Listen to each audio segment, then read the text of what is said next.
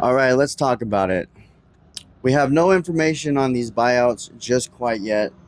All we have is pension and healthcare is being part of it and a generous amount of money. Now, let's talk about the fact if these buyouts are not utilized and if no Teamster takes a buyout, what's going to happen? Now, there's speculations of layoffs. I do believe if these buyouts don't happen, if everybody denies these buyouts, there will be some sort of layoffs.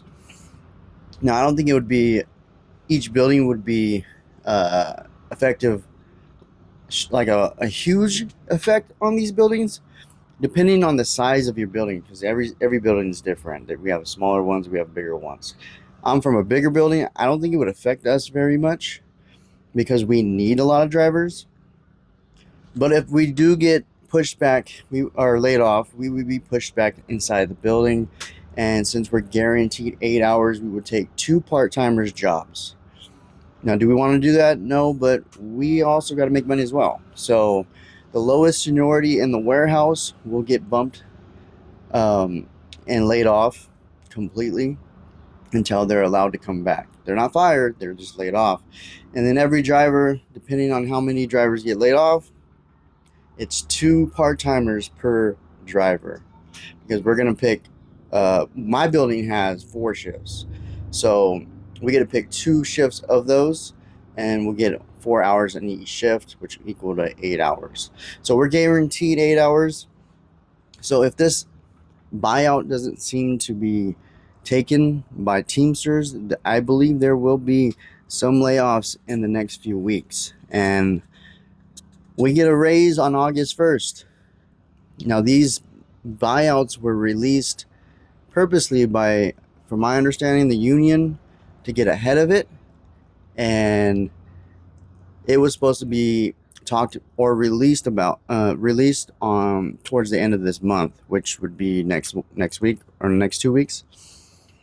So I'm assuming it was probably going to be released right before the first, and I think we will get more information around the first.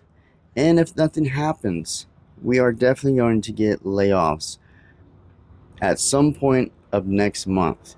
And if you're not ready, it's going to hurt you, especially if you're used to working 11 hours, 12 hours a day as a driver. You're going back to 8 hours only. There's no overtime. You can work overtime, but it's not going to be as accessible to us. So be prepared for a possible layoffs within 3-4 weeks. It's a possibility. So let's hope it doesn't come to that. I hope we don't get no layoffs, and this is all just BS, just going around trying to get people scared, trying to divide the union or something. But I do think this is something that's going to happen, and these generous buyouts, since they're illegal because it's against contract, they're not allowed to do. And I think what's going to happen eventually, they're going to find a way to lay people off, and I think they can. They're not going to be able to stop them because of the contract, because if we don't have enough volume, we can't use the drivers. Drivers get pushed back in, and then these two per driver of part-timers will get pushed out, and eventually we'll just have layoffs, and that's going to suck for the part-timer and for the driver. Now, I don't even know what's going to happen with feeder. I don't know nothing about feeder. Obviously, these are gonna affect feeder drivers as well. Are they going to get laid off? And if they get laid off, are we going to get laid? The package car drivers going to get laid off because they have the right to come in because they have higher seniority, and they get pushed in. Now, here's another thing that a lot of people are discussing. If there is layoffs and I get pushed back into the building, am I going to get driver rate?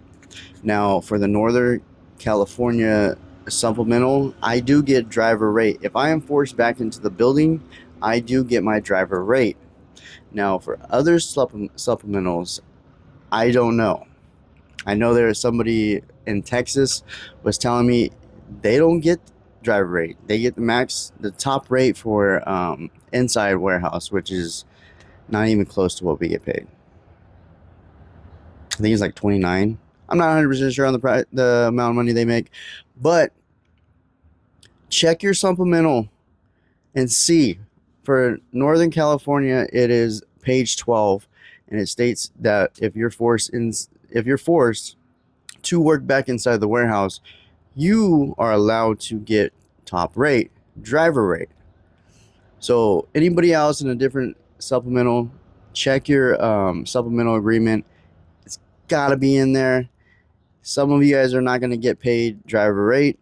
That's going to be horrible because that's a huge cut to how much you make. But hey, man, if you guys can, hit that like, hit that subscribe.